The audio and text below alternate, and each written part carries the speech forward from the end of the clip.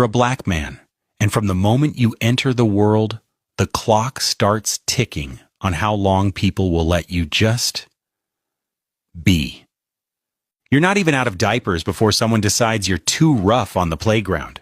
You shove a kid, and it's a crisis. He shoves back, and it's boys will be boys. But you're aggressive. You're a problem. You're already getting the kind of attention no one wants. Wide eyes, stiff posture, people pulling their children just a little closer. You're not allowed to be a child for very long. Innocence has an expiration date when you're a black boy. You turn 12, and suddenly you're seen as a man by cops, teachers, strangers in the grocery store. No more cute, no more playful. Now you're a threat, a walking caution sign. You go to school and outperform half your class, but still get called articulate, like it's a miracle, like it's shocking that you know what metaphor means, like speaking in full sentences makes you the Black Yoda. You get praised for doing the bare minimum, because no one expected anything from you to begin with. And when you do excel, people act like you owe them an explanation. How did you get that internship? What sport do you play? You can't just be smart, you can't just be talented. There's got to be a catch. You learn quickly that your tone has to be soft, even when you're right. Your voice can't carry too far. Your body can't move too fast. Your eyes can't linger too long. Because every part of you, the way you stand, the way you speak, the way you breathe, has consequences. You aren't allowed to be angry, even when anger is justified. You aren't allowed to be afraid, even when fear is survival.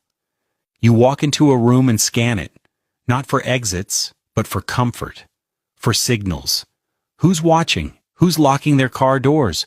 Who's crossing the street? Who's clenching their bag like your presence is a felony?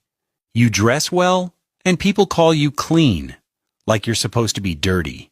You wear a hoodie, and suddenly you're a statistic in waiting. Doesn't matter if you're a Harvard grad or a mechanic, you're a suspect. You're dangerous until proven otherwise, and even then, people still aren't sure. You get followed around in stores like you're casing the place. You haven't stolen a thing in your life, but you're already on the security camera's highlight reel. Meanwhile, Becky's stuffing candles into her tote bag like it's a clearance bin and nobody bats an eye.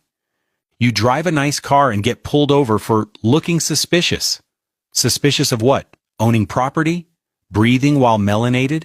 You keep both hands on the wheel, wallet already out, registration ready. You say sir with every sentence. You smile when you're terrified, because one wrong movement means a headline, means hashtags, means your name on a t-shirt your family didn't ask to wear. You survive the encounter, but you don't feel safe, not even close. You feel lucky. You feel exhausted, and you know it'll happen again. You go to work, and every day is a performance, a tightrope. You code switch so hard you forget what your actual voice sounds like. You laugh at jokes that aren't funny. You nod through microaggressions like it's a damn reflex. You're so well-spoken. You're not like the others. I don't even think of you as black.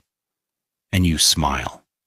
Because confronting it costs you more than it costs them to say it. Your coworkers mistake proximity for permission.